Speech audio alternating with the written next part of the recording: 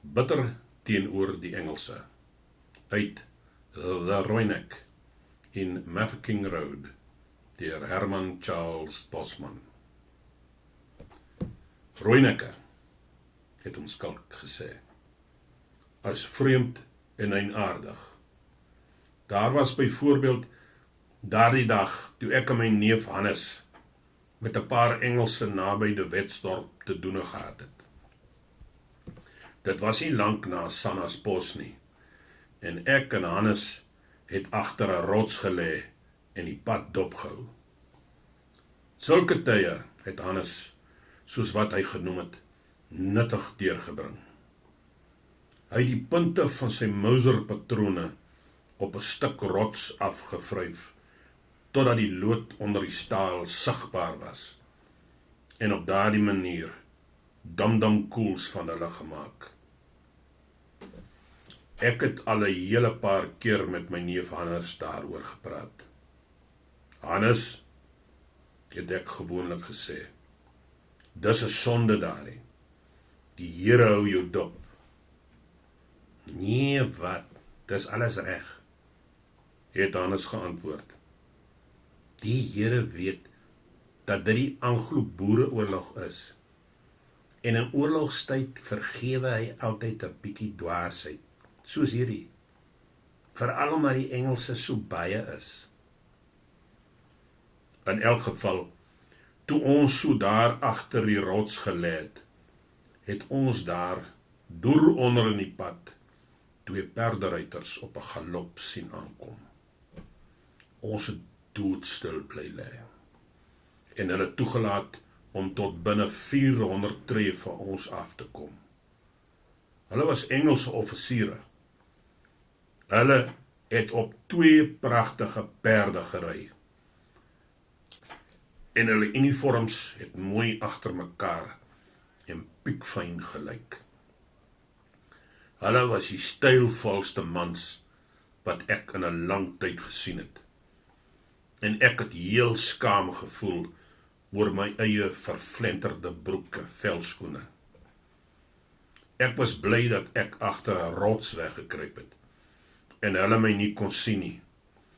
Veral ook omdat my baadjie al langs die rug afgeskeer was, nadat ek 3 dae gelede nogal taamlik vinnig deur 'n droëndraad heining moes kruip, en dit ook net betyds.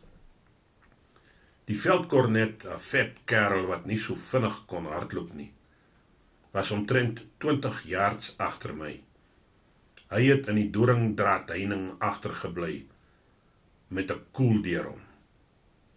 Ek was baie bly dat ek gedurende die Anglo-Boereoorlog maar was, en dat ek ook nie likdorings gehad het nie. Ek en Hannes het ons skote omtrent gelyk afgetrek. Een van die offisiere het van sy perd afgeval. Hy het op sy skouers geval en 2 keer omgerol en rooi stof opgeskop, soos hy getol het. En toe die ander soldaat 'n snaakse ding gedoen.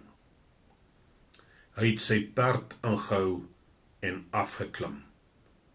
Hy het net 1 keer in ons rigting gekyk, en toe het hy sy perd gelei na waar die ander man op die grond gekrul en gespartel het. Dit het hom 'n rukkie geneem om hom op sy perd te kry, want dis nie 'n maklike ding om 'n man sonder hulp op te tel nie. Hy het dit alles stadig en doodluiters gedoen, asof hy onbesorgd was oor die feit dat die manne wat nou net sy vriend geskiet het, slegs 'n paar 100 yards van hom af gelê het. Op een of ander manier het hy dit reg gekry om die gewonde man oor die saal gelê te kry, en toe het hy langs die perd begin loop. Na 'n paar tree het hy gaan staan, en dit het gelyk of hy iets onthou het. Hy het omgedraai en gewuif na die plek waar hy gedink het ons weggekruip het, asof hy ons nou uitgenooi het om te skiet. Gedurende die hele episode het ek net eenvoudig daar gelê en hom dopgehou, heeltemal verstom oor hy so kalm kon wees. Maar toe het hy met sy hand gewaai het ek nog 'n koel in die slot van my martini gestote aangelê. Ek het mooi korrel gevat en was op die punt om die sneller te trek, toe Hannes my hand op die loop gesit en my geweer weggestoot het. Moenie skiet nie, oomskalk, het hy gesê. Dis 'n dapper man daai. Ek het heel verbaas na Hannes gekyk. Sy gesig was bleek. Ek het niks gesê nie en toegelaat dat my geweerloop afwaarts gras toe gewys het. Maar wat in my neefie gevaar het, kon ek nie verstaan nie. Dit het gelyk asof nie net die Engelsman eienaardig was nie, maar asof Hannes ook nie te lekker was nie. Dis alles sommer twak, daardie om 'n man nie dood te skiet nie, en net omdat hy helfhaftig is. As hy 'n vreeslose man is, en hy veg aan die verkeerde kant, is dit soveel beter om hom te skiet. Ek en Hannes was vir nog 'n paar maande daarna saam.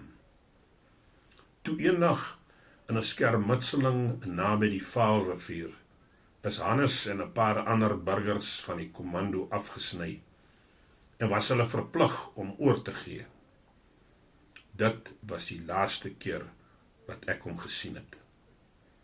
Later het ek gehoor dat nadat hulle hom gevangene geneem het die Engelse hom gevisenteer en Dam koels in sy besit gevind. Daaroor het hulle hom doodgeskiet. Ek was bedroef en gegrief toe ek van Hannes se dood gehoor het. Hy was altyd so opgewek en vol lewe. Miskien was Hannes reg toe hy gesê het dat die Here nie juis omgegee het oor 'n bietjie verspottigheid soos met Dam patrone nie. Maar die fout wat hy gemaak het, was dat hy vergeet het dat die Engelse wel omgegee het. Ek was in die veld tot daar vrede gesluit is. Ons het ons wapens neergelê en huis toe gegaan. Ek het my plaas erken aan die gat onder die koppie, waar ek leiklipstene uitgegrawe het vir die dorsvloer. Dit was omtrent al wat oorgebly het, nadat ek die plaas verlaat het. Daar was niks oor nie, alles was weg. My huis was afgebrand, my lande was verwoes, my beeste en skape was geslag en uitgeroei. Selfs die kraalmure wat ek met klippe gebou het, was afgebreek. My vrou het uit die konsentrasiekamp gekom en ons het saam na ons ou plaas gaan kyk. My vrou het saam met ons 2 kinders in die konsentrasiekamp ingegaan, maar sy het alleen daar uitgekom. En toe ek haar weer gesien het en opgemerk het hoe sy verander het ek geweet dat ek, wat deur al die vegterye gegaan het, nie die Anglo-Boereoorlog gesien het nie. Nog Sunny, nog ek, het die hart gehad om weer op dieselfde plek te gaan boer. Dit sou anders gewees het sonder die kinders wat in die huis rondgespeel en kattekwaad aangevang het. Vir 'n deel van die verliese wat ons gelei het die nuwe regering ons met 'n sommetjie geld vergoed. Daarmee het ek 'n wa en osse gekoop en uit die Vrystaat, wat toe nie meer die Vrystaat was nie, weggetrek. Hulle het dit toe die Oranje Rivier Kolonie genoem. Ons het dwars deur die Transvaal getrek, tot in die noordelike Mariko Bosveld. Jare gelede het ek as 'n seun saam met my ouers deur dieselfde stuk wêreld getrek. Nou, toe ek weer daarheen gegaan het ek gevoel gekry dat dit nog steeds 'n gawe landstreek was. Dit was aan die verste kant van die Dwarsberge, naby Derdepoort, waar ons 'n regeringsplaas gekry het.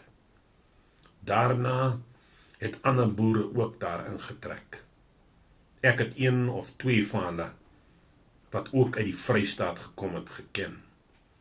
Daar was ook 'n paar Kaapse rebelle wat ek op kommando raak geloop het. Ons almal het familielede in die oorlog verloor. Sommige het in die konsentrasiekampe of op die oorlogsveld omgekom. Daar was ander mense wat doodgeskiet is, omdat hulle gerebelleer het. En so, alles in ag genome, was ons wat na daardie deel van die Mariko getrek het, die naaste aan die Bechuanaland grens, bitter teenoor die Engelse.